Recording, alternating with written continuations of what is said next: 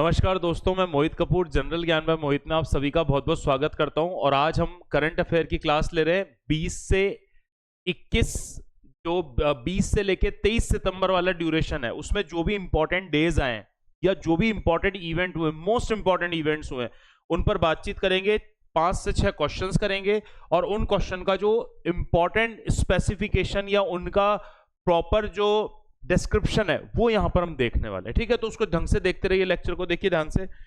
पहला क्वेश्चन आपको दे रखा है इसमें, इसके बारे में मैं आपकी जो इसकी डिटेलिंग होगी वो भी आपको बताता चलूंगा। आप एक एक चीज देखते रहना। देखो, क्वेश्चन नंबर 1 आपका बोल रहा है दादा साहब फाल्के अवार्ड फॉर 2025, 2025 का दादा साहब फाल्के अवार्ड किसे मिला है।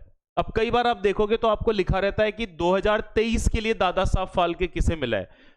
एक्चुअली होता क्या है कि जिस साल आपके नेशनल फिल्म अवार्ड्स दिए जाते हैं, जैसे अभी कुछ दिन पहले ही आपके 71वें राष्ट्रीय फिल्म पुरस्कारों की घोषणा हुई, तो वो जिस साल की मूवीज कंसीडर की जाती है वो साल है आपका 2023। इसलिए कई जगह गलती से लिख दिया जाता है कि 2023 का दादा साहब फाल्के, जो गलत है, क्योंकि पिछले साल का दादा साहब फाल्के 2024 का मिला था मिथुन चक्रवर्ती को। ठीक है, और इस बार का जो दादा साहब फाल्के है वो आपका माना जाएगा कौन सा, 2025 वाला, ना कि 23 वाला। तो उन चीजों को थोड़ा सा अपडेट कर लेना। ठीक है, पहले मैं इसका आंसर बता देता हूं, फिर अपन एक्सप्लेन करेंगे कि कौन कौन से पॉइंट्स इसमें आपको पढ़ने, क्योंकि एक क्वेश्चन से आपका काम नहीं होगा, ये बात ध्यान रखना। एग्जाम तभी क्रैक कर पाओगे क्योंकि मैंने मोस्ट ऑफ द स्टूडेंट का देखा है, 90 से 95% स्टूडेंट जो फेल हो रहे हैं एसएससी में, रेलवे में, दूसरे एग्जाम्स में, वो केवल और केवल जीके सेगमेंट की वजह से फेल हो रहे हैं। सबसे बड़ी दिक्कत ये, क्यों? क्योंकि वो पढ़ते तो ज्यादा है, जो उनका क्वालिटी टाइम है वो बेटर नहीं है। क्वांटिटी में तो खूब पढ़ लेते हैं, पर यही पता नहीं रहता है कि कहां पढ़ना है, कितना पढ़ना है, कौन सी चीज कितनी डीप में पढ़नी है। तो उस पर बातचीत करेंगे। अगर चैनल पे नए हैं तो चैनल को सबसे पहले सब्सक्राइब कर लेना। डिस्क्रिप्शन में हमारे यूट्यूब चैनल को तो सब्सक्राइब कर ही लेना आप, और डिस्क्रिप्शन में हमारा टेलीग्राम और मोबाइल एप्लीकेशन का लिंक है जिसपे इंडिया का सबसे सस्ता कोर्स अवेलेबल है। ठीक है, तो उसको भी आप ज्वाइन कर सकते हैं अगर आपको पसंद आता है तो। ठीक है, चलिए स्टार्ट करते हैं। सबसे पहले देखो, दादा साहब फाल्के पुरस्कार 2025 किसे मिला। पहला दे रखा है इसमें रजनीकांत, रजनीकांत को पहले मिल चुका है। ठीक है, फिर दे रखा है अमिताभ बच्चन, अमिताभ बच्चन साहब को भी मिल चुका है। फिर दे रखा है मोहनलाल और फिर कमल हसन।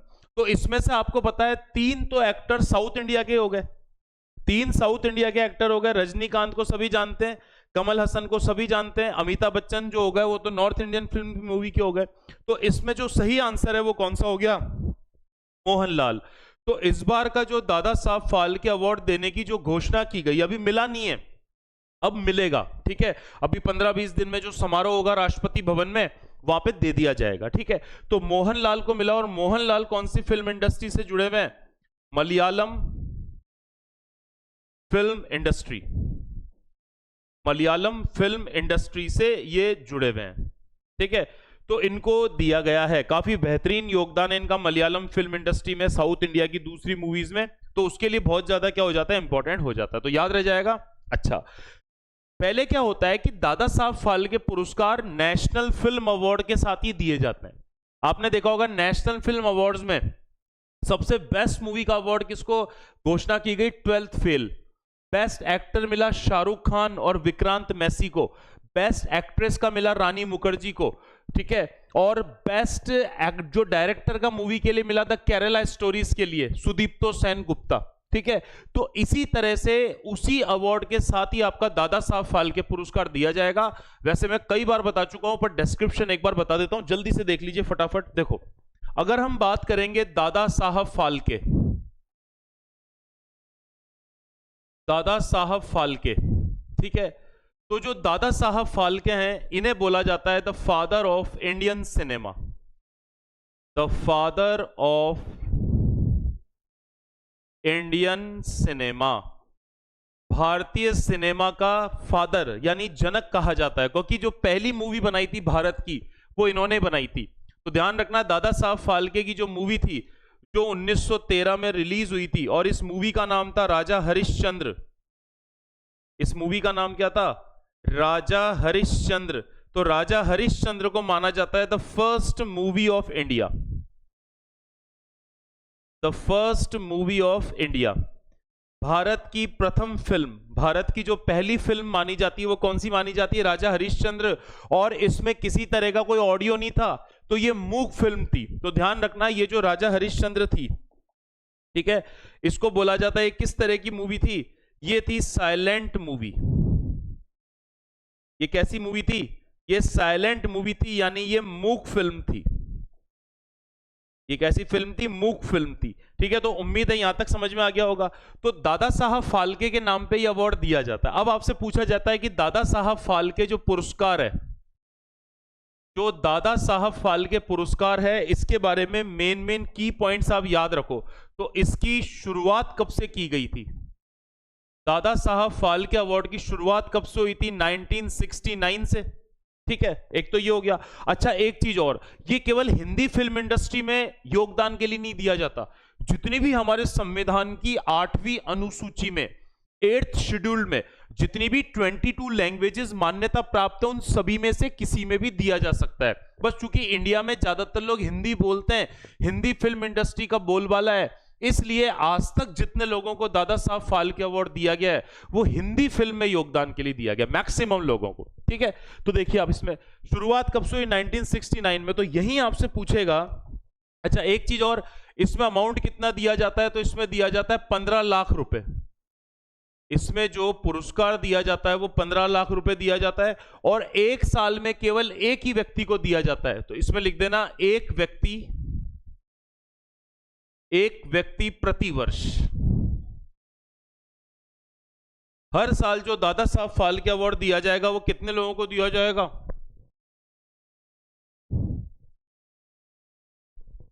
ठीक है, कितने लोगों को दिया जाएगा? एक व्यक्ति को दिया जाएगा। ठीक है, अब आपसे पूछा जाता है ये पुरस्कार सबसे पहला किसे दिया गया? तो अभी आपको मैंने लिखवाया है, पहला 1969 में दिया गया। सारे की पॉइंट्स याद रख लेना अच्छे से, इंपॉर्टेंट एग्जाम में आते हैं। तो पहला जो दिया गया वो किसको दिया गया? तो पहला दिया गया देविका रानी।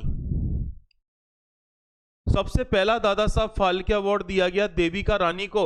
और इनको कौन सी फिल्म इंडस्ट्री के लिए दिया गया? जैसे अभी मोहनलाल को तो मलयालम के लिए दिया गया, इनको दिया गया कौन सी फिल्म के लिए? हिंदी फिल्म इंडस्ट्री के लिए। इन्हें किस लिए दिया गया? हिंदी फिल्म इंडस्ट्री के लिए दिया गया। पहला हो गया। दूसरा देखिए, अब आपसे लेटेस्ट से एक पुराना पूछा जाता है। भाई जैसे आपसे पूछ लिया कि पहले किसे दिया गया, तो अब देखो, अगर आपसे पूछा जाए सन 2023 के लिए दादा साहब फाल्के को, कि आपके 1 से 1.5 साल पुराना करंट भी तो आता है, तो वो भी तो याद रखना पड़ेगा। तो 2023 में दिया गया था वहीदा रहमान। वहीदा रहमान। ठीक है, फिर 2024 में, यानी बिल्कुल पिछले साल जो दिया गया था, मिथुन चक्रवर्ती। मिथुन चक्रवर्ती। ठीक है, और जो इस बार का 2025 का घोषित हुआ है, ये आपका एकदम लेटेस्ट हो गया। ये तो कौन सा हो गया आपका? एकदम लेटेस्ट हो गया। तो 2025 का किसको? मोहनलाल। 2025 का मोहनलाल। और मोहनलाल को कौन सी फिल्म इंडस्ट्री के लिए दिया गया? Kerala film industry. और केरल फिल्म इंडस्ट्री हो गई तो लैंग्वेज कौन सी हो गई? मलयालम। अभी मैंने जस्ट बताई थी। भाई मिथुन चक्रवर्ती को तो हिंदी फिल्म इंडस्ट्री के लिए, वहीदा रहमान को भी हिंदी फिल्म इंडस्ट्री के लिए, सबसे फर्स्ट देविका रानी को भी हिंदी फिल्म इंडस्ट्री के लिए, पर जो इस बार का दिया गया मोहनलाल को, केरल मलयालम। क्लियर है यहां तक? तो ये अच्छे से याद रख लेना, ये जो पुरस्कार हैं ये कहां पे दिए जाते हैं? राष्ट्रपति भवन में। राष्ट्रपति भवन में माननीय राष्ट्रपति के द्वारा ये अवार्ड दिए जाते हैं। ठीक है, तो ओवरऑल जो जितना भी है ना, पूरे योगदान, पूरी एक तरह का ये लाइफ टाइम अचीवमेंट अवार्ड है। आ गया समझ में सबको? ठीक है, और भी अगर आपको इससे रिलेटेड कुछ क्वेश्चन चाहिए, देखो ये जो पीडीएफ है ये मैं टेलीग्राम पे डाल दूंगा इस लेक्चर के बाद, तो टेलीग्राम तो जरूर ज्वाइन कर लेना, और साथ में हमारा जो मोबाइल एप्लीकेशन है वो जरूर इंस्टॉल कर लेना। अगर आपको पूरा जीके का कोर्स चाहिए जिसमें पूरी करंट, पूरी स्टैटिक, कंप्लीट जीके, तो आप हमारे चैनल को, हमारे जो मोबाइल एप्लीकेशन है उसको इंस्टॉल कर सकते हैं। सबसे सस्ता कोर्स, पूरे इंडिया का सबसे सस्ता कोर्स अवेलेबल है 2 साल की वैलिडिटी के साथ। ठीक है, चलिए आगे बढ़ते हैं, नेक्स्ट क्वेश्चन पे आएंगे। नेक्स्ट क्वेश्चन आपका डे है, क्योंकि अपन ये 2-3 दिन का भी करंट कर रहे हैं तो आपको ध्यान रखना है। देखो तो इसमें देखिए आप सबसे पहले, when is world rhino day celebrated, विश्व गेंडा दिवस कब मनाया जाता है? अब देखना आपके जो गेंडे हैं वो आपके क्या हैं? गेंडे जो हैं वो आपके लुप्त होने के कगार पर हैं। जो आपकी IUCN की रेड डेटा बुक होती है उसमें संकटग्रस्त प्रजातियां, वल्नरेबल वाली लिस्ट में गेंडे शामिल है। ठीक है, तो अब आपसे सिंपल डे पूछेगा तो पहले तो आंसर डिस्कस कर लेते हैं। तो इसका जो आंसर है वो आपका कौन सा है? 22 सितंबर, यानी कि आज का दिन, आज हमारा लेक्चर कब हो रहा है? 22 सितंबर को हो रहा है। और 22 सितंबर को कौन सा डे मनाते हैं? गेंडा दिवस मनाते हैं। ठीक है, क्यों मनाते हैं? गेंडों को बचाने के लिए, लोग उनको न मारें उसके लिए, अवेयरनेस फैलाने के लिए, और गेंडों की संख्या को क्या करने के लिए? बढ़ाने के लिए। ठीक है, तो अब मैं थोड़ा सा आपको बताता हूं। देखो, अगर गेंडे की बात करें, गेंडा या राइनो, समझना। देखो, कई बार इसका क्वेश्चन पूछा गया है। देखो, दुनिया में 5 प्रकार के गेंडे पाए जाते हैं। गेंडा सबने देखा होगा, राइनो सबने देखा होगा। ठीक है, अगले क्लास से कोशिश करूंगा उनकी पिक्स भी लाऊं ताकि आपको समझने में और आसानी हो। ठीक है, तो गेंडे जो होते हैं दुनिया में वो कितने प्रकार के होते हैं? 5 प्रकार के गेंडे होते हैं। कितने प्रकार के गेंडे होते हैं? 5 प्रकार के होते हैं। अब 5 प्रकार में से देखो, एक गेंडा तो पाया जाता है व्हाइट राइनो। एक तो कौन सा हो गया? व्हाइट राइनो, जिसको बोलते हैं सफेद गेंडा। व्हाइट राइनो या सफेद गेंडा, समझ गए? ठीक है, दूसरा आपका जो गेंडा होता है वो होता है black rhino.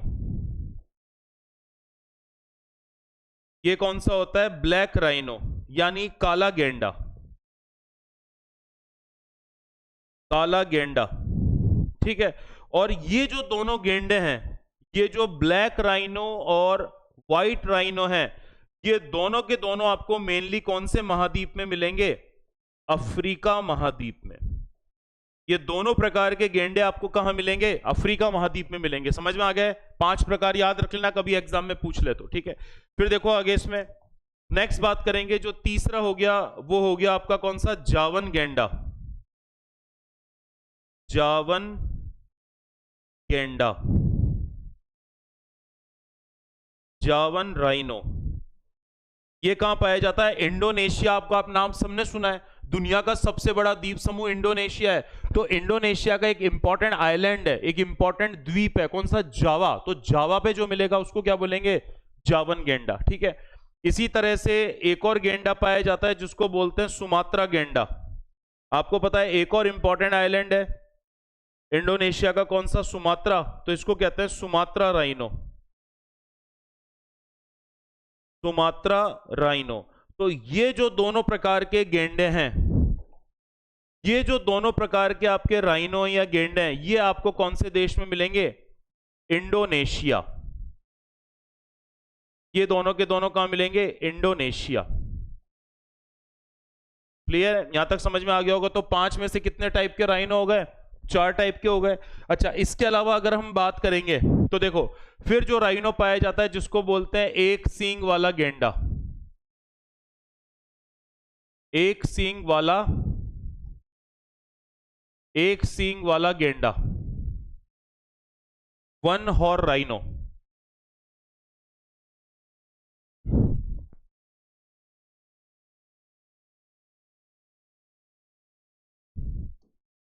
One horn rhino. और ये जो वन हॉर्न राइनो है, ये आपको अच्छे से पता होना चाहिए, ये केवल और केवल, मतलब केवल तो नहीं बोलेंगे पर सबसे ज्यादा मात्रा में कहां पाया जाता है? काजीरंगा। सबसे ज्यादा कहां पाया जाता है? काजीरंगा। और काजीरंगा नेशनल पार्क कहां पर है? असम में। जो असम का काजीरंगा नेशनल पार्क है वो 3 एनिमल के लिए फेमस है। एक तो रॉयल बंगाल टाइगर, दूसरा एशियन एलिफेंट, और तीसरा वन हॉर्न राइनो। और बहुत इंपॉर्टेंट है, बार बार आपके क्वेश्चंस पूछे जाते हैं, कर लोगे क्या? ठीक है, तो गेंडा दिवस हर साल कब मनाते हैं? 22 सितंबर को मनाया जाता है। ठीक है, नेक्स्ट क्वेश्चन देखते हैं।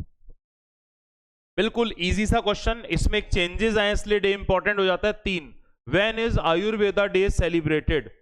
आयुर्वेद दिवस कब मनाया जाता है? जो आपका आयुर्वेद दिवस है उसे कब सेलिब्रेट करते हैं, ये आपसे सिंपल इसमें पूछा है कि आयुर्वेदा डे कब मनाते हैं, या जो आयुर्वेदा डे है उसको कब सेलिब्रेट करते हैं।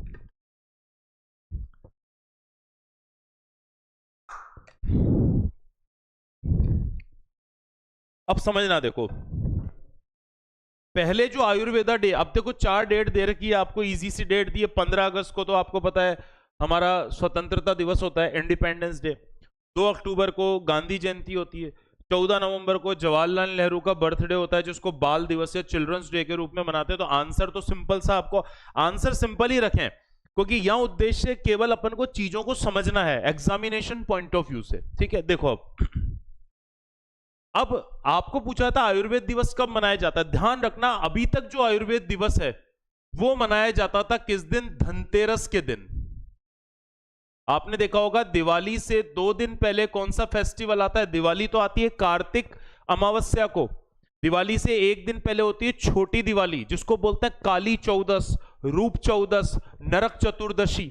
और उससे 1 दिन पहले तेरस होती है, 13 त्रयोदशी, और उस दिन बोलते हैं धनतेरस। और धनतेरस को किसकी पूजा की जाती है, भगवान धनवंतरी।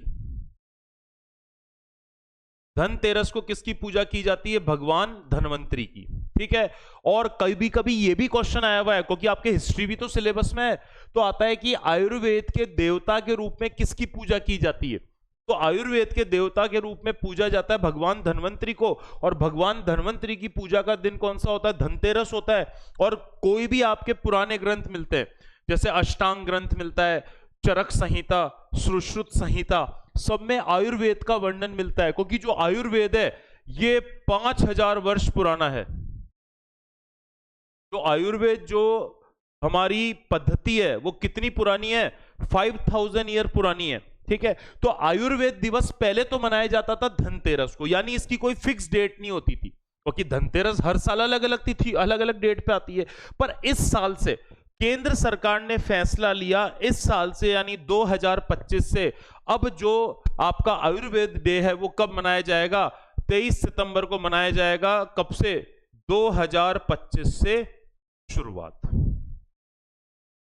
2025 से इसकी शुरुआत होती है। और आपको पता है भारत में जो अपनी मेडिकल थेरेपीज चलती है, तो ये पद्धति कौन सी अपन यूज करते हैं, आयुष। कौन सी यूज करते हैं, आयुष करते हैं। इसमें आयुर्वेदा होती है। देखो आयुष में अगर अपन ढंग से देखेंगे तो ये तो देखो ये तो हो गई आपकी आयुर्वेदा,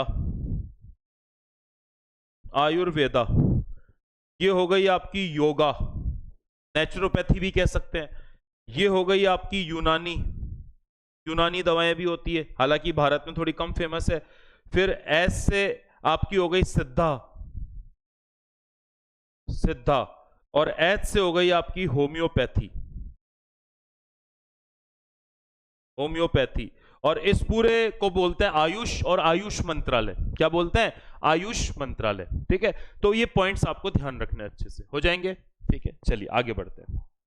नेक्स्ट देखिए question number 4। Question number 4, when is international peace day observed. अंतरराष्ट्रीय शांति दिवस कब मनाया जाता है। अंतरराष्ट्रीय स्तर पर शांति रखने के लिए आप जब हमारे संविधान के भाग 4 को पढ़ते हैं तो उसमें है नीति निर्देशक तत्व, डायरेक्टिव प्रिंसिपल्स। और डायरेक्टिव प्रिंसिपल में आपको जब आर्टिकल्स पढ़ते हो आप, तो उसमें दे रखा है कि अंतरराष्ट्रीय शांति बनाए रखनी चाहिए। और दूसरे वर्ल्ड वॉर के बाद अंतरराष्ट्रीय शांति बनाए रखने के लिए 24 अक्टूबर 1945 को यूएनओ की स्थापना की गई थी। ठीक है, तो ध्यान रखना अंतरराष्ट्रीय शांति दिवस पूरे वर्ल्ड लेवल पे कब सेलिब्रेट करते हैं, तो ये कब किया जाता है, सॉरी ये सेलिब्रेट किया जाता है 21 सितंबर को। 21 सितंबर को हर साल कौन सा डे मनाते हैं, एग्जाम में आने लायक डे है। आपको कम से कम पूरे साल के 90 से 95, आप तो 100 ही मान लो कि आपको लगभग 365 दिन में से जो इंपॉर्टेंट 100 डे हैं आपके एग्जाम में आने लायक, वो ध्यान होने चाहिए। उनमें से एक ये आप मान सकते हो 21 सितंबर। ठीक है, आगे देखिए। अब देखो आपको पता है 22 तारीख है और आज से पूरे देश में जीएसटी रिफॉर्म्स लागू हो गए। आपको पता है पहले भारत में जीएसटी की कितनी स्लैब थी, तो एक स्लैब होती थी 5% वाली, दूसरी स्लैब थी 12% वाली, तीसरी स्लैब थी 18% वाली, और चौथी स्लैब थी इसमें 28% वाली, और मेन स्लैब्स तो ये 4 थी। तो केंद्र सरकार ने डिसीजन लिया, ठीक है, और जीएसटी कमेटी ने डिसीजन में क्या करा कि 2 स्लैब हटा दी। यानी आपको सिंपल सा ध्यान रखना है, आपकी 12% वाली और 28% वाली स्लैब हटा दिए।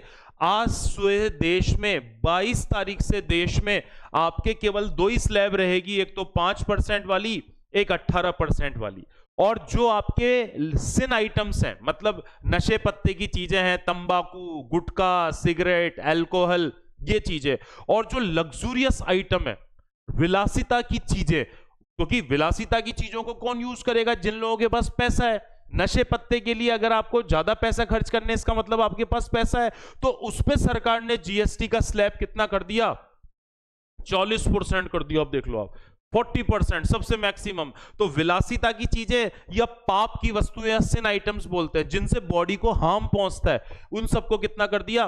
40% कर दिया। तो देखो अब आप इसमें, what are the 2 primary GST slab after the recent rationalization in India starting September 2020-2025? 22 सितंबर से लागू हुए जीएसटी सुधार के बाद भारत में 2 मुख्य जीएसटी दरें कौन सी कर दी है? तो आपको क्लियर पता है, इसका आंसर कौन सा हो गया? ए हो गया। Answer is a, 5% and 18%। जैसे स्टेशनरी पे 5% था तो उसको नील कर दिया। जिन स्लैब को 12% पे, जो चीजों पे 12% जीएसटी लगता था, वो ऑलमोस्ट 99% चीजें आपकी 5% में आ गई।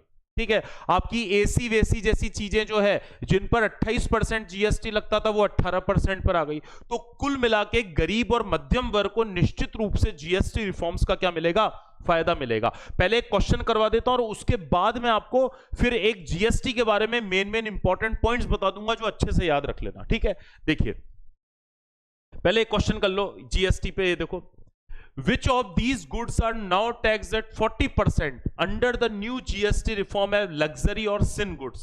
ठीक है, नए जीएसटी सुधारों के अंतर्गत निम्न में से कौन सी वस्तुओं पर अब 40% टैक्स लगेगा? छोटी गाड़ियों पर देखो, लग्जरियस गाड़ी पर तो लगेगा, क्योंकि लग्जरियस गाड़ी जो करोड़ों की होती है वो तो अमीर लोग ही लेते हैं, तो उनपे तो सरकार वही 40% वाला सिस्टम लेगी, वो तो और महंगी हो गई। पर जो छोटी कारें हैं, जो मिडिल क्लास यूज करता है, वो सस्ती हुई है। ठीक है, तो देखो स्मॉल कार्स नहीं, बेसिक ग्रोसरी नहीं, सस्ती हुई है। पनीर, दूध, दही, कई चीजें क्या हुई है? सस्ती हुई है। आपका टीवी सस्ते हुए हैं। ठीक है, आपकी मशीन सस्ती हुई है, डिश वॉश मशीन सस्ती हुई है, एसी सस्ते हुए हैं। ठीक है, तो ये भी नहीं है, ये भी नहीं है। डेली यूज की टॉयलेटरीज भी सस्ती हुई है। देखो, पान मसाला, सिगरेट, तंबाकू प्रोडक्ट, तो इन पर कितना जीएसटी अब लगेगा? 40% लगेगा। ठीक है, अल्कोहल पर भी कितना लगेगा? दारू शराब पर 40% जीएसटी लगेगा। ठीक है, यहां तक क्लियर है? अब देखो, अब मैं फटाफट से आपको जीएसटी के मेन पॉइंट्स बता देता हूं, वो अच्छे से याद रख लेना, एग्जाम में से क्वेश्चन बनता है। देखो, सबसे पहले बात करते हैं जीएसटी। देखो, एक पहले टैक्स लिया जाता था जिसको बोलते थे वैट, वीएटी।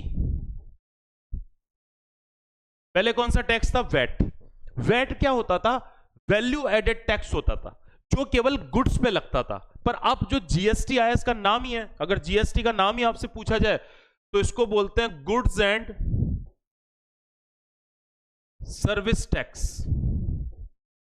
इसको क्या बोलेंगे? Goods and service tax. Goods मतलब होता है सामान या वस्तुएं, सामान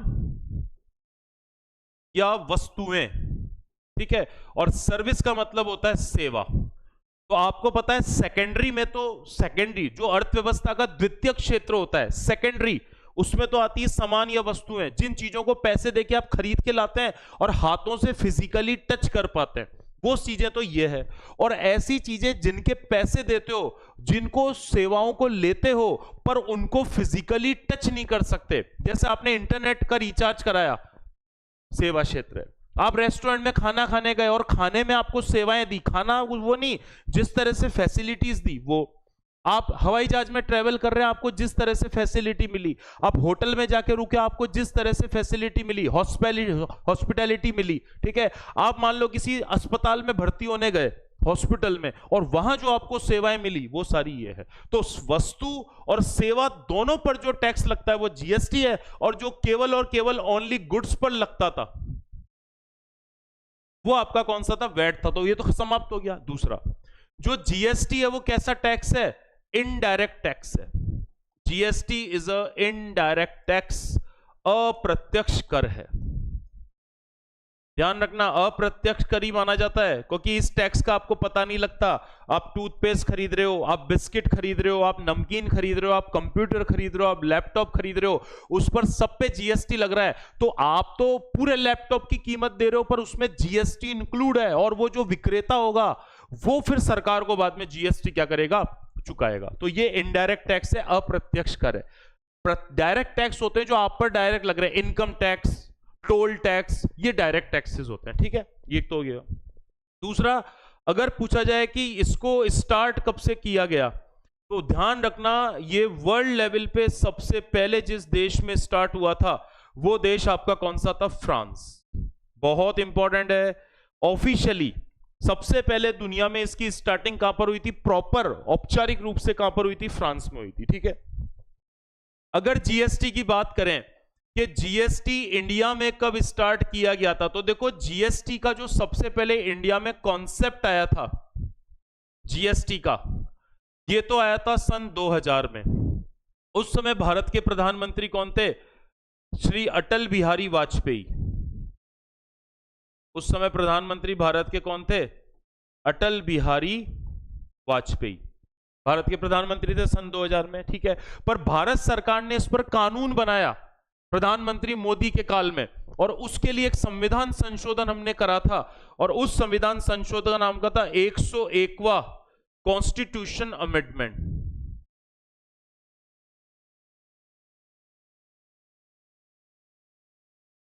एक 101वां कॉन्स्टिट्यूशन अमेंडमेंट यानी 101वां संविधान संशोधन। 101वां संविधान संशोधन।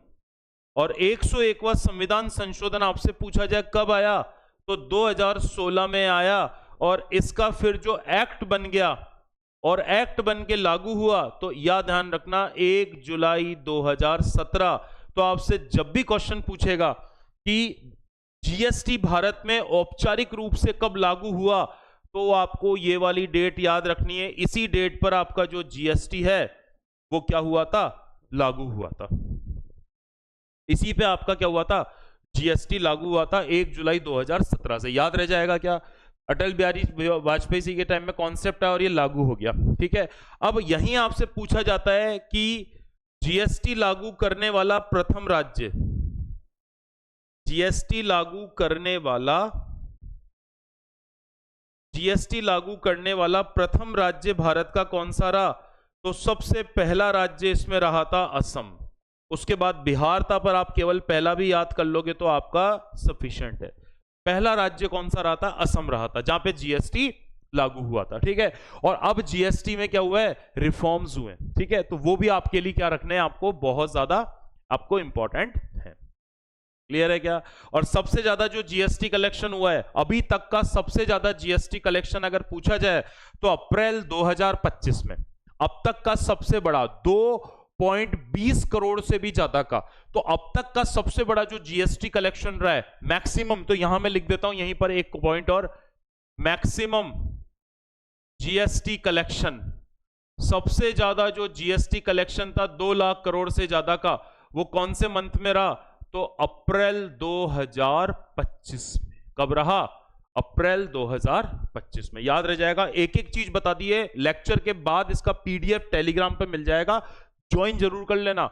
मोबाइल एप्लीकेशन को इंस्टॉल करके रखना। जब भी कोर्स की रिक्वायरमेंट हो तो भारत का सबसे सस्ता कोर्स दे रहे हैं मोबाइल ऐप पर, फिर रेट्स बढ़ जाएगी बाद में। ठीक है। इधर जीएसटी कम हुआ पर कोर्स की रेट बढ़ जाएगी। ठीक है। आपका एसएससी हो, रेलवे हो, इंटेलिजेंस ब्यूरो हो, यूपीएससी हो, आरपीएससी हो, राजस्थान स्टेट या इंडिया की कोई भी एग्जाम हो, उसके लिए कंबाइंड जीके और बेहतरीन जीके हम यहां पर अवेलेबल करवाते हैं। ठीक है। तो चलिए विदा लेते हैं, फिर नेक्स्ट लेक्चर लेके जल्दी ही आएंगे। आप सबका बहुत बहुत धन्यवाद। नमस्कार।